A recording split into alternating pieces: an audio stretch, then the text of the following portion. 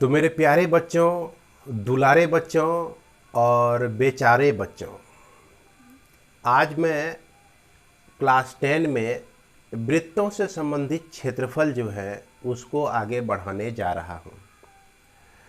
जैसा कि आपको मैंने कहा कि प्यारे बच्चों, तो प्यारे तो मेरे सभी हैं, जितने भी बच्चे हैं मेरे स्कूल में पढ़ने वाले या स्कूल से बाहर पढ़ने वाले जितने भी बच्चे हैं, सभी बच्चे प्यारे हैं, दुलारे हैं।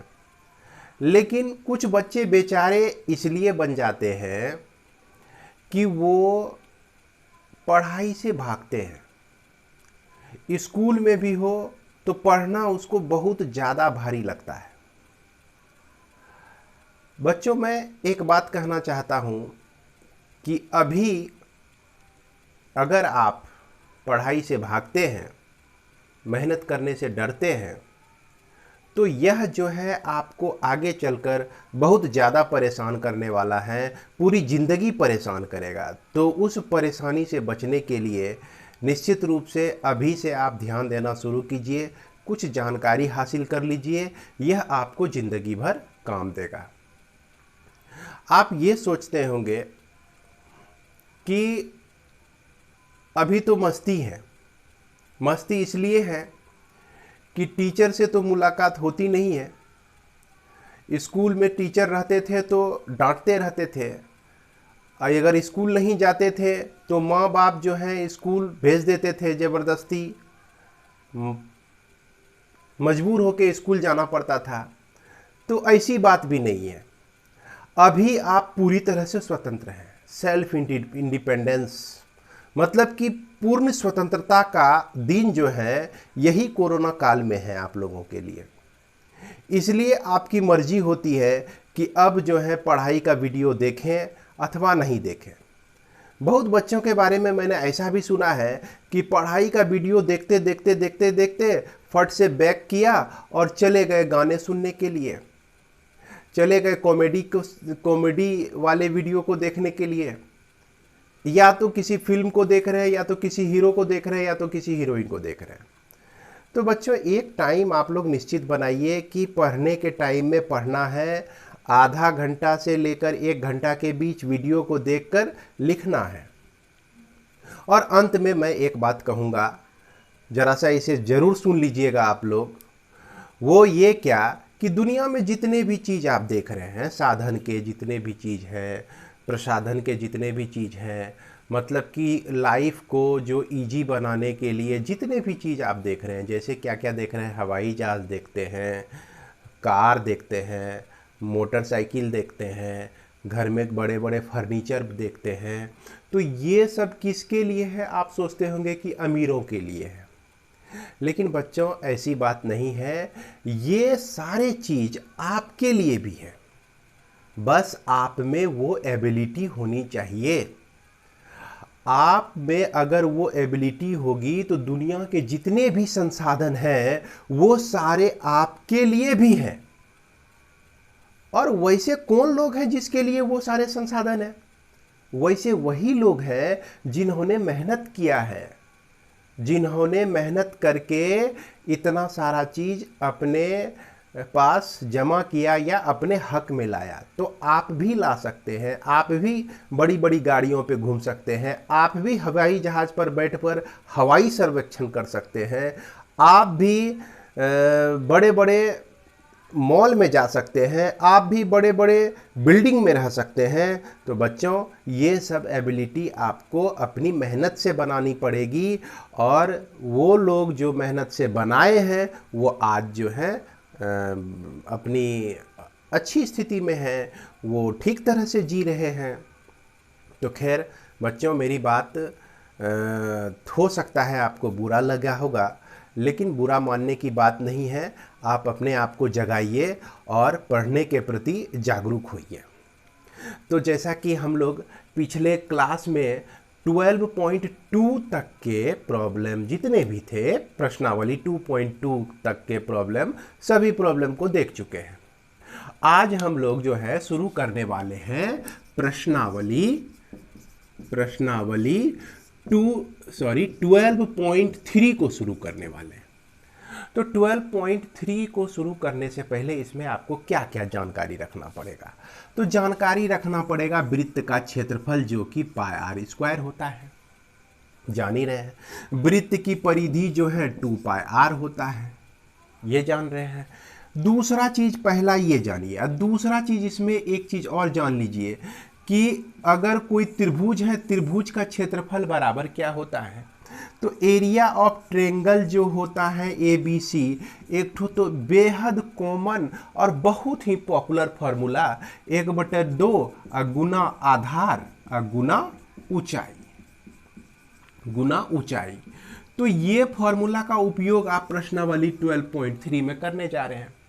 इसके बाद आपको मिलेगा एक समबाहु त्रिभुज। क्या मिलेगा? एक समबाहु त्रिभुज। समबाहु त्रिभुज का क्षेत्रफल क्या होता है?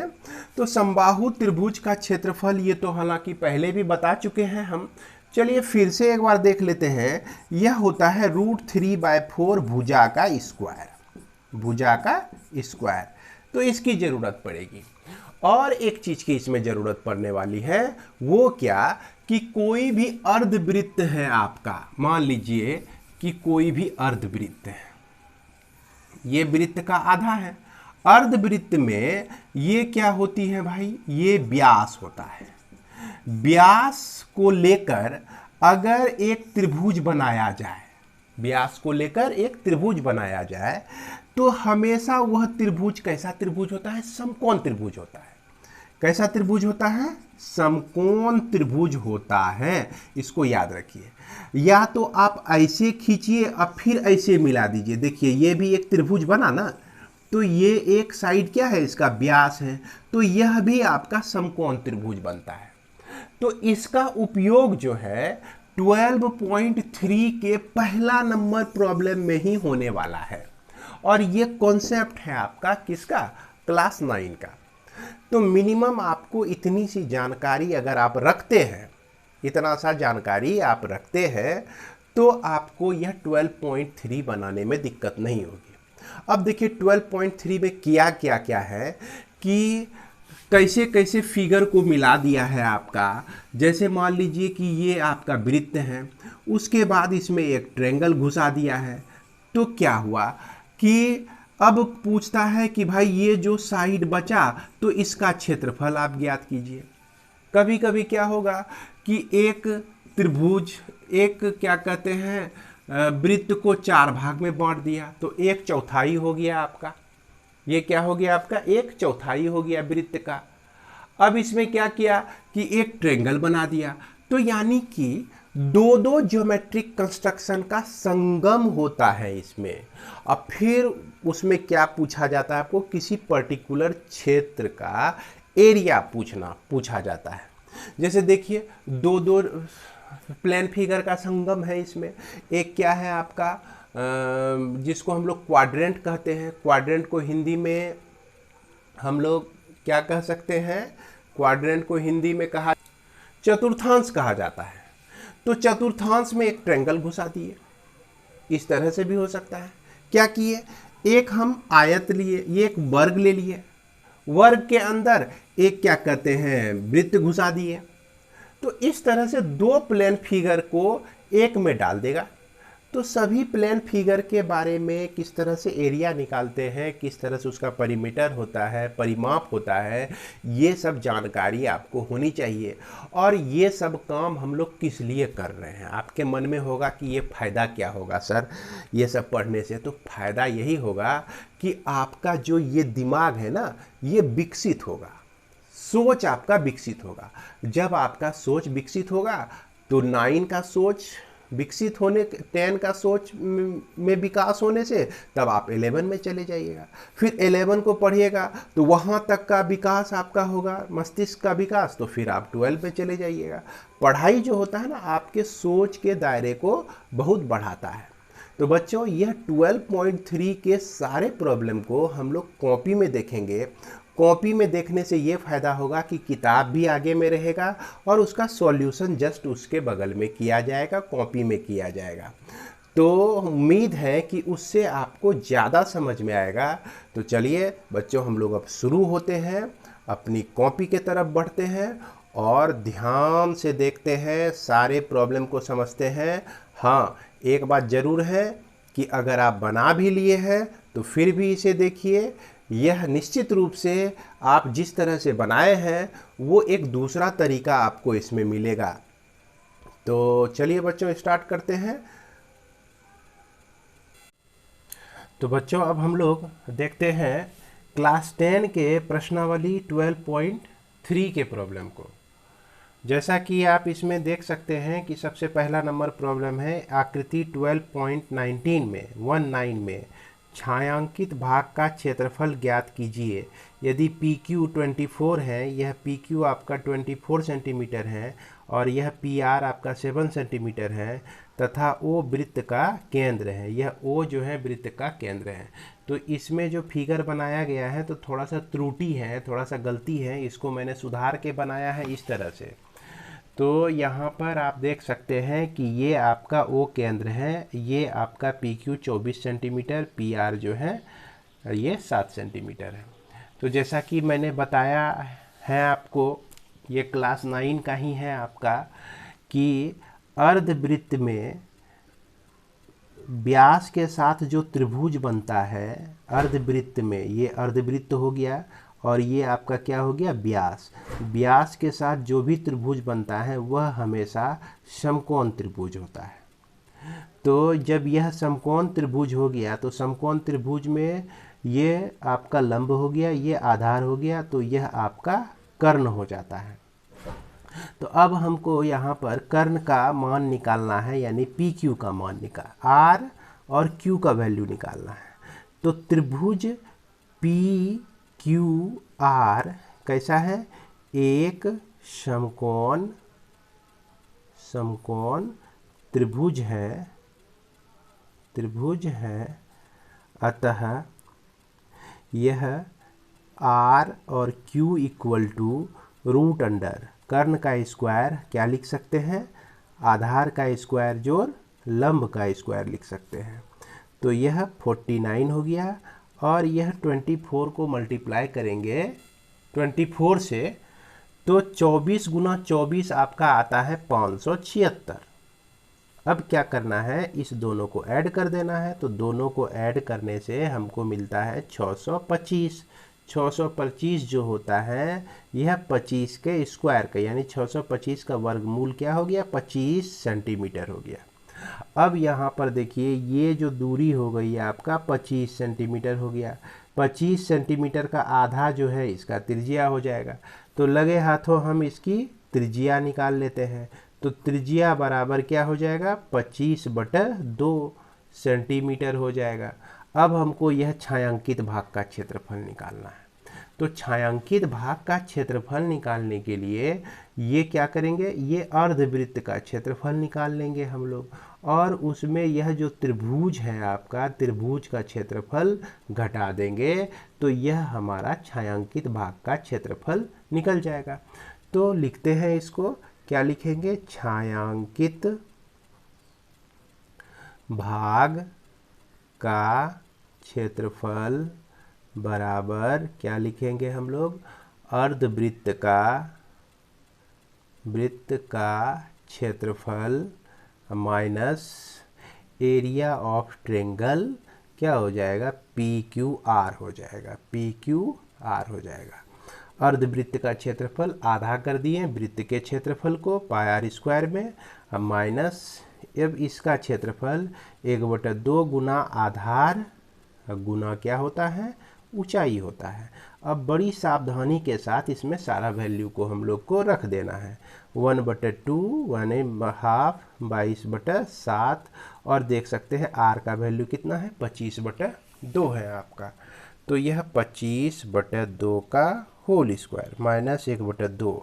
देखिए आधार इसमें 7 हो गया और ऊंचाई इसका 24 हो गया, तो 7 × 24। अब इसी को सॉल्व कर देना है हमको। 1/2, पहले चलिए इसको कटा देते हैं। 11 बाई क्या हो गया, 7, और यह 25/2 यानी 25/2 25/2, माइनस यहाँ 2 से कट जाएगा कितने बार में, 12 बार में, तो बरसतः 84 होता है यह आपका। इसके बाद इसको गुना कीजिए आप, 11 25 गुना 25 625 होता है। अब फिर इसको 11 से गुना करेंगे तो यह 5 7 8 6 6875 हो जाएगा आपका। कितना हो जाएगा यह? 6875। 6875 बटा 7×4 = 28 -84।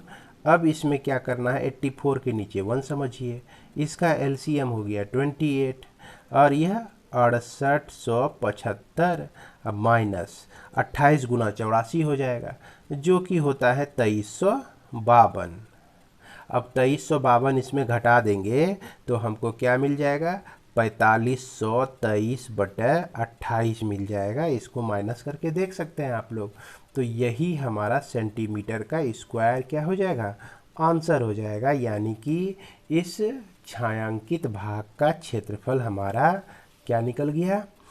4523/28 सेंटीमीटर का स्क्वायर। इसके बाद हम लोग देखते हैं क्वेश्चन नंबर 2 को। जैसा कि आकृति 12.20 में छायांकित भाग का क्षेत्रफल ज्ञात कीजिए। यदि केंद्र O वाले 200 केंद्रीय वृत्तों की त्रिज्याएं क्रमशः 7 सेंटीमीटर और 14 सेंटीमीटर है और कोण AOC बराबर कितना है? 40 डिग्री।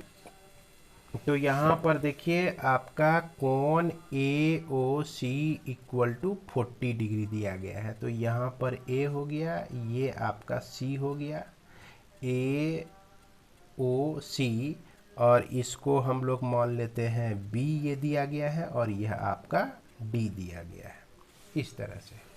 तो यह जो प्रॉब्लम है, ध्यान से देखिए कि यह जो है आपका एक क्या है? त्रिज्यखंड है।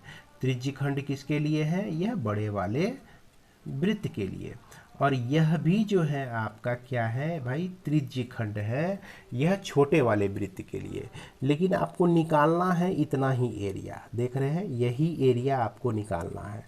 तो सिंपल है, इस फिगर को देख के ही आपको समझ में आ रहा होगा क्या करना है कि यह बड़े वाले त्रिज्यखंड का क्षेत्रफल निकाल लेंगे और इस छोटे वाले त्रिज्यखंड का क्षेत्रफल माइनस कर देंगे। तो हमको यह जो पार्ट है आपका, इसका क्षेत्रफल निकल जाएगा।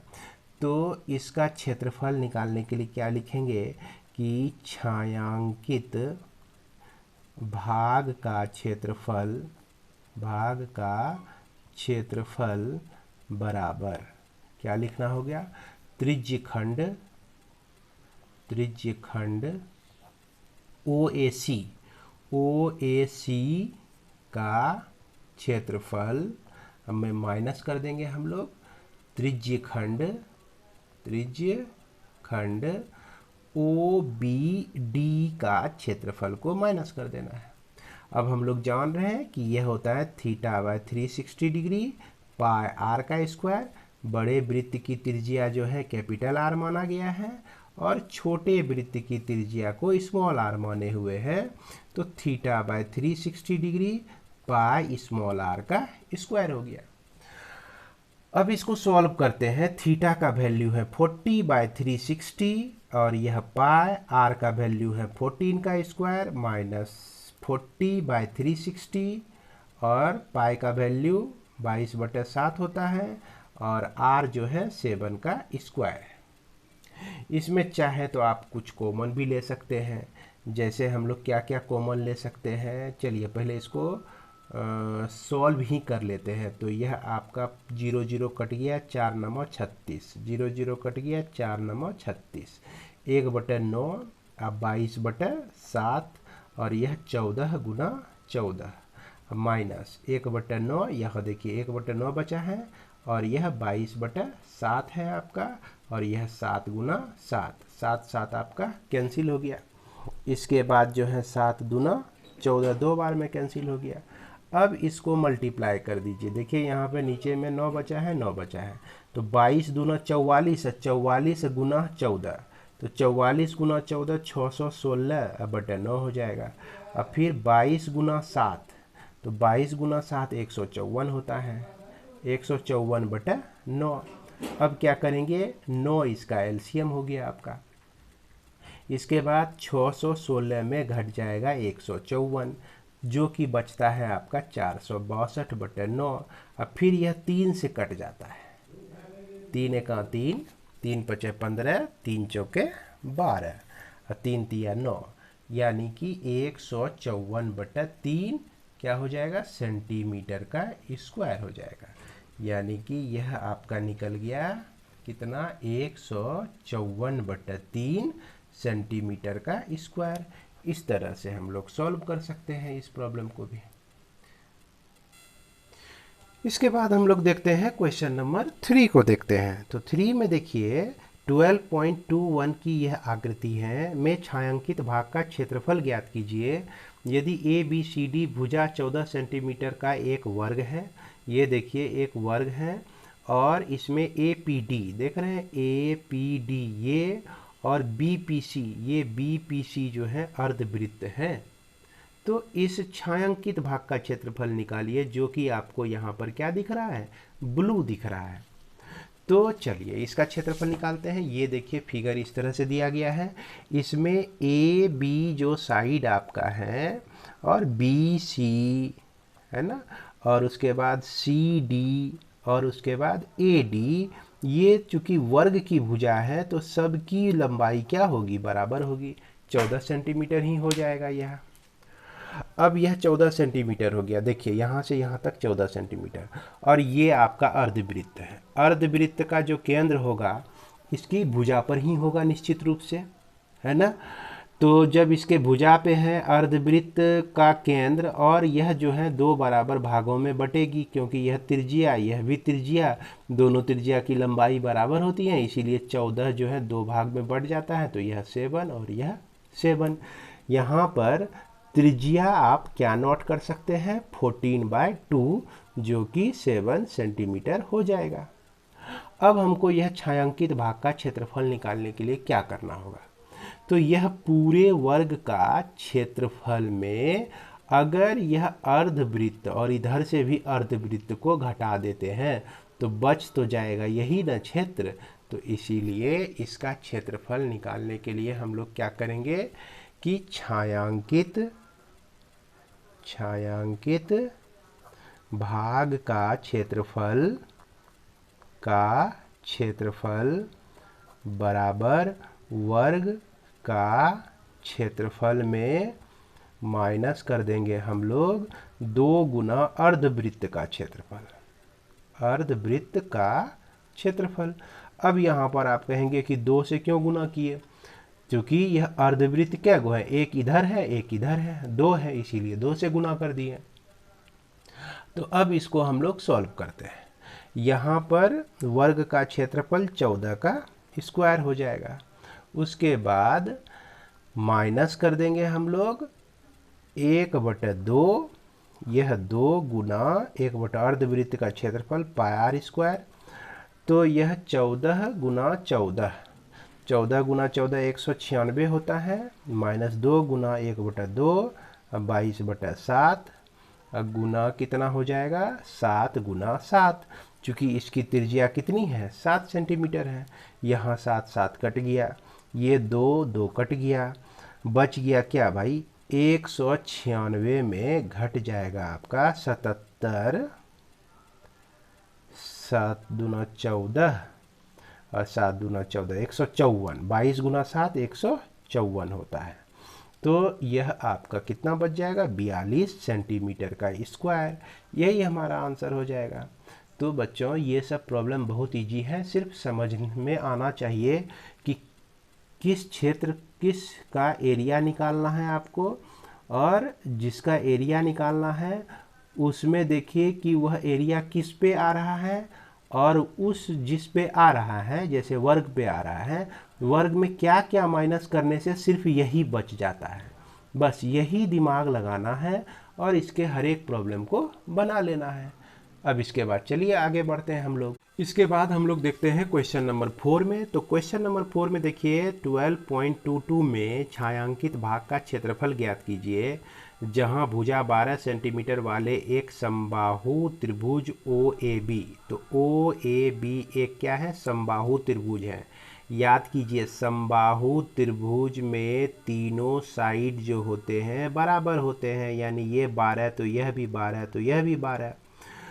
उसके बाद और क्या होता है समबाहु त्रिभुज की विशेषता कि हर एक कोण जो होता है कितना डिग्री का होता है, 60 डिग्री का होता है। तो शीर्ष O को केंद्र मानकर 6 सेंटीमीटर त्रिज्या वाले एक वृत्तीय चाप खींचा गया है। देखिए 6 सेंटीमीटर त्रिज्या मानकर एक वृत्तीय चाप खींचा गया है।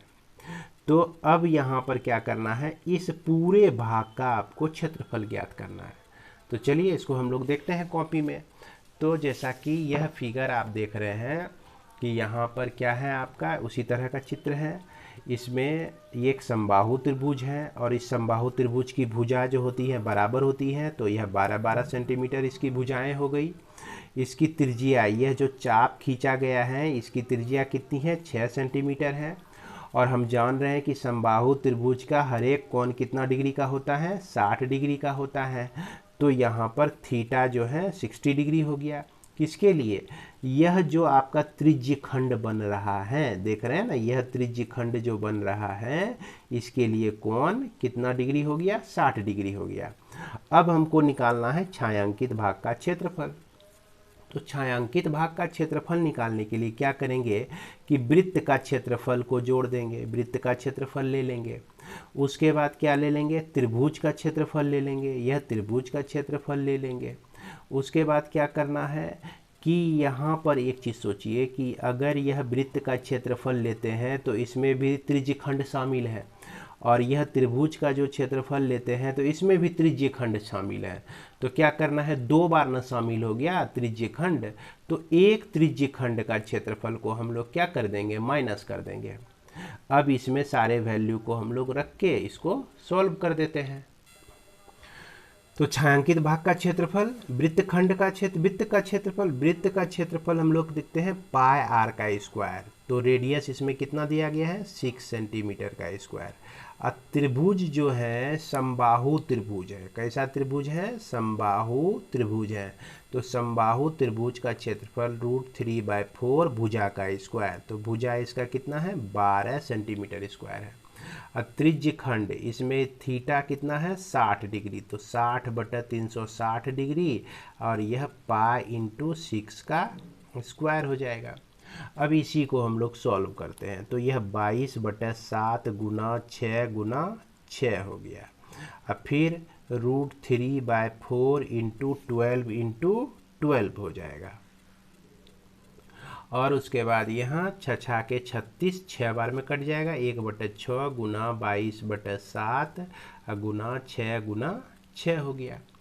अब देखिए 4 तिया 12, 3 बार में कटा, तो यह आपका 12 तिया 36 √3 होता है। और यहाँ पर 22 गुना 6 के 36, यह हो जाएगा आपका 792/7 हो जाएगा। यहाँ पर 6 कट गया, तो 22 गुना 6, 6 दूना 12, 132/7 आता है। अब इसको हम लोग क्या करेंगे, सॉल्व करेंगे। इसमें जो है ये दोनों 792/7 में घटाते हैं 132/7, और इसको रहने देते हैं, 36 √3 को छोड़ देते हैं। तो इसमें क्या हो गया, एलसीएम इसका 7 हो गया। 792 में घट गया आपका 132, और यह प्लस 36 √3। अब इसको अगर सॉल्व करते हैं, इसको माइनस करते हैं, तो यह आपका देखिए 2 2 गया 0, यहाँ बचा 6, फिर यह 6। तो 660/7 प्लस 36 √3, यह सेंटीमीटर का स्क्वायर, यह आपका आंसर हो जाता है। इस तरह से हम लोग यहाँ पर छायांकित भाग का क्षेत्रफल निकाल सकते हैं। इसके बाद हम लोग देखते हैं क्वेश्चन नंबर 5 को। क्वेश्चन नंबर 5 में क्या कह रहा है कि भुजा 4 सेंटीमीटर वाले एक वर्ग के प्रत्येक कोने से 1 सेंटीमीटर त्रिज्या वाले वृत्त का एक चतुर्थांश काटा गया है। देखिए यही है फिगर इसका। तो यह जो है लंबाई आपका 4 सेंटीमीटर है, यानी कि यह वर्ग है तो 4-4 सेंटीमीटर इसकी भुजा है। और यहाँ पर 1 सेंटीमीटर का चतुर्थांश काटा गया है, 1 2 3 और यह 4 गो। उसके बीच की बात क्या कहता है कि तथा बीच में 2 सेंटीमीटर व्यास का एक वृत्त भी काटा गया है। तो यह जो वृत्त बनाया गया है 2 सेंटीमीटर वाला व्यास का है। फिर क्या कहता है, जैसा कि आकृति 12.23 में दर्शाया गया है, यही है 12.23। तो वर्ग के शेष भाग का क्षेत्रफल ज्ञात कीजिए। तो आइए इसको अब हम लोग देखते हैं। सबसे पहले इसका चित्र बना लेते हैं कि यह आपका एक क्या है, वर्ग है, और इस वर्ग में इस तरह से चतुर्थांश, जिसको इंग्लिश में हम लोग क्या कहते हैं, क्वाड्रेंट भी कहते हैं, और बीच में भी जो है यह जो वृत्त है इसका व्यास कितना सेंटीमीटर है, 2 सेंटीमीटर है। और इस क्षेत्र का, इसका आपको क्या निकालना है, क्षेत्रफल निकालना है। तो इसमें जितने भी इस ये 1 सेंटीमीटर त्रिज्या है, जितनी भी भुजा है ए बी सी और डी, यह वर्टेक्स हो गया। यह ए बी बराबर बी सी बराबर सी डी बराबर ए डी, सब कितना है, 4 सेंटीमीटर है। और उसमें देखिए कि चतुर्थांश यानी कि प्रत्येक जो वृत्त है या वृत्त का क्षेत्रफल लिखिए, सॉरी वृत्त की त्रिज्या लिखिए। तो यह त्रिज्या जो है सबका 1 सेंटीमीटर ही है। जैसे यहाँ 2 सेंटीमीटर व्यास है तो इसकी त्रिज्या कितनी हो गई, 1 सेंटीमीटर ही हो गई। अब यह छायांकित भाग का क्षेत्रफल निकालना है, तो इसको लिखेंगे छायांकित भाग का क्षेत्रफल। तो सबसे पहले हम क्या करते हैं कि यह पूरे आयत वर्ग का क्षेत्रफल निकाल लेते हैं। तो वर्ग का क्षेत्रफल निकाल लिए, और इस वर्ग के क्षेत्रफल में देखिए इस वृत्त के क्षेत्रफल को माइनस कर देंगे। तो वृत्त का क्षेत्रफल को क्या कर देना है, माइनस कर देना है। उसके बाद ये सब भी माइनस हो रहा है, चतुर्थांश भी माइनस हो रहा है, तो माइनस कर देंगे 4 गुना चतुर्थांश का क्षेत्रफल, चतुर्थांश का क्षेत्रफल। तो यहाँ पर हमने 4 क्यों लिखा, क्योंकि यह 1 2 और यह 3 और यह 4 चतुर्थांश है। इसी को सॉल्व कर देना है। वर्ग का क्षेत्रफल हो गया 4 का स्क्वायर। अब वृत्त का क्षेत्रफल होता है पाई आर स्क्वायर, तो पाई इंटू 1 का स्क्वायर हो गया। अब -4 इंटू चतुर्थांश का क्षेत्रफल 1/4 पाई आर स्क्वायर, तो 1 का स्क्वायर हो गया। इस तरह से लिख सकते हैं। अब इसी को सॉल्व कर देना है। 4 का स्क्वायर जो होता है 16 होता है, पाई 1 का स्क्वायर 1, तो 22/7 ही रह गया। ये 4 कट गया, तो फिर -22 कितना हुआ, 7 ही हुआ। अब इस दोनों को हम लोग ऐड कर देते हैं, तो 16 में माइनस हो गया 2 गुना 22/7, यानी कि 16 घटा 44/7। तो इसका एलसीएम कितना होता है, 7 हो गया। यहाँ 16/1 समझिए, 16 के 96, 16 सतह 72 से, तो यह 112 घटा 44, 16 सतह 72 से 7 हो गया इसका एलसीएम। अब यहाँ पर अगर हम इसको घटाते हैं, 112 में 44 को घटाते हैं, तो क्या बचता है, 68/7 सेंटीमीटर का स्क्वायर। यही हमारा आंसर हो जाएगा। तो इस तरह से बड़ी आसानी से हम लोग हर एक प्रॉब्लम को बना सकते हैं। ध्यान रखना है, इसमें चित्र को देखकर पता लगाना होता है कि किसको जोड़ना है और किसको घटाना है। चलिए इसके बाद हम लोग आगे बढ़ते हैं। इसके बाद क्वेश्चन नंबर 6 में देखिए, एक वृत्ताकार मेज पोस्ट जिसकी त्रिज्या 32 सेंटीमीटर है में बीच में एक समबाहु त्रिभुज ABC छोड़ते हुए एक डिजाइन बना हुआ है। देखिए समबाहु त्रिभुज बीच में छोड़ दिया और साइड साइड में क्या कर दिया, डिजाइन बना दिया। जैसा कि आकृति 12.24 में दिखाया गया है। तो इस आकृति में देखिए दिखाया गया है, इस डिजाइन का क्षेत्रफल ज्ञात कीजिए। देखिए इसमें सिर्फ हमको क्या दिया गया है, 32 सेंटीमीटर त्रिज्या दी गई है। तो चलिए इसको कैसे बनाते हैं हम लोग। इसमें देखिए कि यह जो आपका क्वेश्चन नंबर 6 हो गया, ये आपका एक वृत्त है और इसमें जो है कैसा त्रिभुज है, आपका समबाहु त्रिभुज है। ये डिजाइन है, इधर आपका क्या है, डिजाइन है। तो बच्चों आपको पता होगा कि यह जो भी शेप बन रहा है हमारा, यह को क्या चीज़ है, यह वृत्त खंड है। क्या है, वृत्त खंड है। यह भी आपका वृत्त खंड है। तो इस तरह से कै गो वृत्त खंड है, 1 2 और 3, 3 वृत्त खंड है हमारा। तो वृत्त खंड का क्षेत्रफल हम लोग कैसे निकालेंगे, इस पे विचार करते हैं। तो वृत्तखंड का क्षेत्रफल निकालने के लिए आप लोगों को बताया ही गया है। उसके बाद इस वृत्तखंड का क्षेत्रफल निकाल देंगे, यही हमारा डिजाइन का क्षेत्रफल हो जाएगा। चूंकि 3 गो वृत्तखंड है, तो यहाँ पर इसकी त्रिज्या जो दी गई है, यह आपका 32 सेंटीमीटर है, 32 सेंटीमीटर। तो इसको हम लोग डायरेक्ट भी बना सकते हैं, है ना, कि छायांकित भाग का क्षेत्रफल निकालने के लिए हम लोग को क्या करना है कि 3 से गुना कर देना है। क्या, किसका क्षेत्रफल निकालना है, वृत्तखंड का क्षेत्रफल। तो अब यहाँ पर एक समस्या आती है, वृत्तखंड का क्षेत्रफल जैसे हम लिखते हैं ना, तो यह थीटा बटा कितना होता है, 360 डिग्री, पाई आर का square minus 1/2 r square sine theta होता है। तो यह थीटा हमारा क्या है, इसके बारे में विचार करना है। तो देखिए अगर केंद्र से हम इसको मिला देते हैं, इस तरह से, इस तरह से, इस तरह से, यह जो है 3 बराबर भागों में यह हमारा बट जाता है। तो थीटा निकालने के लिए टोटल कंप्लीट जो होता है एंगल, एक कंप्लीट एंगल 360 डिग्री का होता है। अब यह 3 बराबर भागों में बट गया। क्यों भाई बराबर भागों में, क्योंकि यह आपका एक क्या है, समबाहु त्रिभुज है।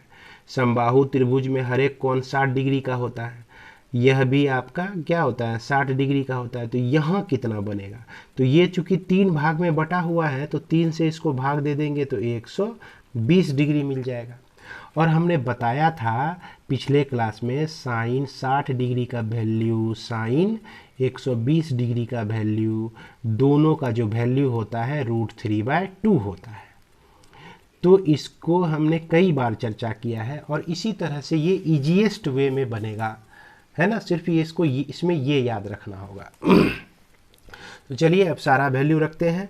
तो 3 इंटू थीटा यानी 60/360 डिग्री, और यह पाई का जो वैल्यू है 22/7 लीजिए, आर का जो वैल्यू है 32 गुना 32 ले लीजिए, माइनस 1/2, यह 32 गुना 32 लिखेंगे चूंकि आर का स्क्वायर है यहाँ पर।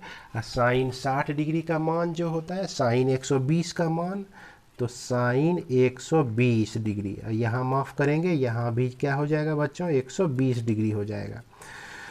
अब इसमें सारा वैल्यू रखते, 12 36, 3 बार में कट गया, तो 3 इंटू 1/3 इंटू 22/7 इंटू 32 गुना 32, बाद में मल्टीप्लाई कर देंगे, 1/2 इंटू 32। अच्छा ये कट जाएगा, यह 16 बार में कटा। तो चलिए इसको लिख देते हैं डायरेक्ट, 16 गुना 32, और साइन 120 का मान होता है √3/2 होता है। फिर 2 से यह भी कट जाएगा 16 बार में। तो हमको मिला 3 इंटू 1/3 इंटू 22/7 इंटू, अब यह 32 को चलिए अभी लिखते हैं, 32 गुना 32 लिख के छोड़ देते हैं, बाद में हम लोग इसको मल्टीप्लाई करेंगे, माइनस यह आपका 16 गुना 16, 16 ना 256, 256 √3 होता है। अब यहाँ पर देखिए 3 है बाहर में, 3 को हम लोग अंदर ले जाते हैं, तो 3 इंटू 1/3 इंटू 22/7, अब 32 गुना 32 अब कर ही देते हैं, तो 2 दूना 4, 3 दूना 6, 3 दूना 6 और 3 तिया 9, 9 4 2 1 1024, 6 6 12 1024 हो गया। तो 1024 होता है। अब फिर देखिए यह 3 अंदर गया तो 3 गुना 256√3 हो जाता है। अब इसको हम लोग को सॉल्व कर देना है और इसको सॉल्व करने से जो भी प्राप्त होगा यही हमारा आंसर हो जाएगा। 256 गुना 3 छोटिया 18 के 8। इसको हम लोग नेक्स्ट पेज में लिखते हैं। चलिए यहाँ पे लिख देते हैं इसको, यहाँ पे लिखते हैं इसको। तो यह आपका 3 3 कट जाता है यहाँ पहले।